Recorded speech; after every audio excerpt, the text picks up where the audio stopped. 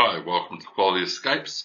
Tonight we're going to look at My Reservations. If you are a property manager or owner, then you've logged into your dashboard at the back end and you're looking over your upcoming bookings and you're saying, how does this all work? So at the top we've got the dashboard and you'll see there's flashing 2 new bookings. That means there are 2 bookings that I haven't attended to yet. So if we were to click on that, it will take us down to upcoming 2 bookings.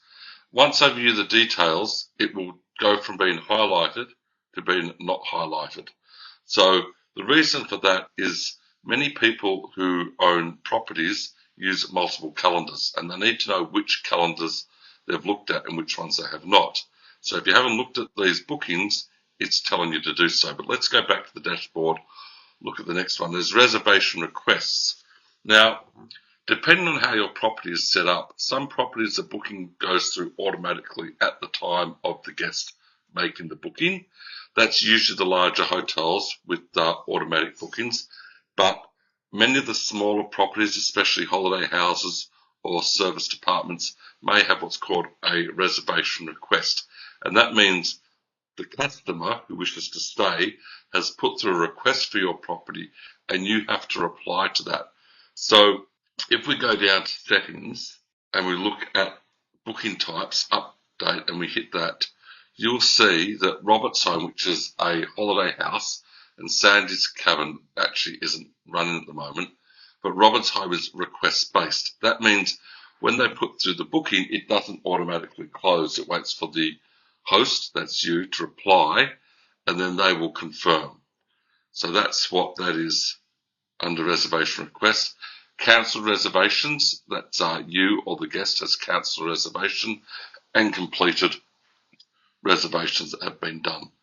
So let's go over here. We've got 2 new upcoming reservations. We'll click here. This will take you down to reservations, as you can see, and as mentioned earlier, 2 of them are highlighted. Now, along the top of the dashboard, we have requested, which is 0 at the moment, ongoing. What is ongoing? Okay, so ongoing is the period of time usually done on what's called a request booking, which you saw here.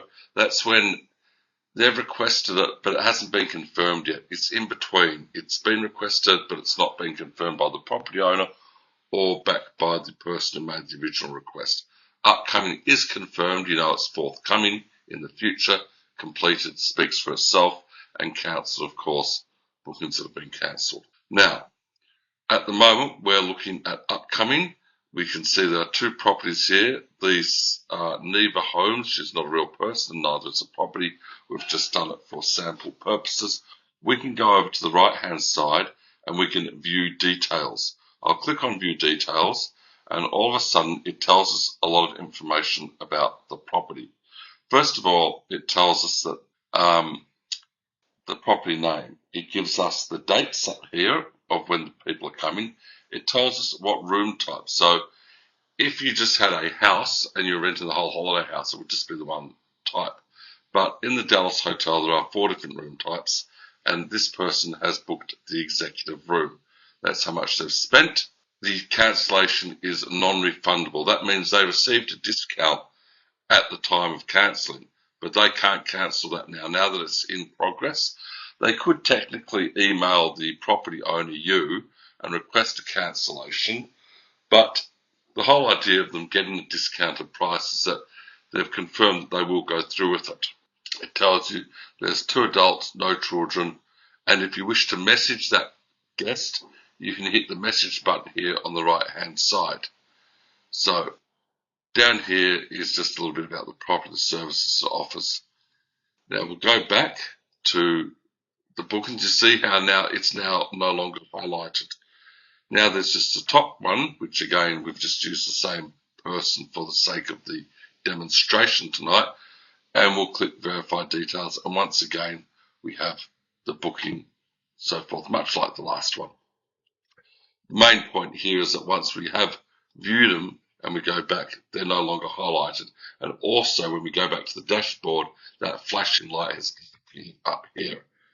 Okay, so that's your reservations. It's pretty straightforward and simple. If you have any problems with it, you can always message, which is support. So if you go down to my profile, and this is something you should fill out. Now, not everything in my profile has been requested when you actually joined. We did run through a number of questions and you would have filled them out, but there's plenty of other things you should add. Bank details, essentially, yes, because if you don't, your money will just accumulate. It won't be actually distributed to you. And emergency contact is another one that is very, very useful because when there are problems with the property, if admin needs to contact you and they can't contact you directly, you might have a spouse or a partner or a family member who you use as a seconder, and that's very handy to have for us. Over here, we've got business information. Things like Facebook, Instagram, TikTok, YouTube, and Twitter.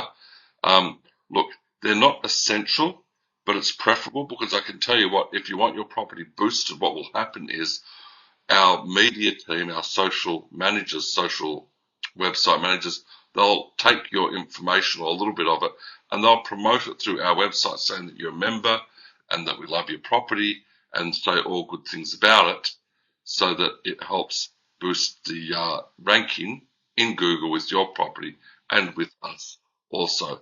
And always check and make sure your personal information is updated. Okay, thanks very much. We'll call that a wrap.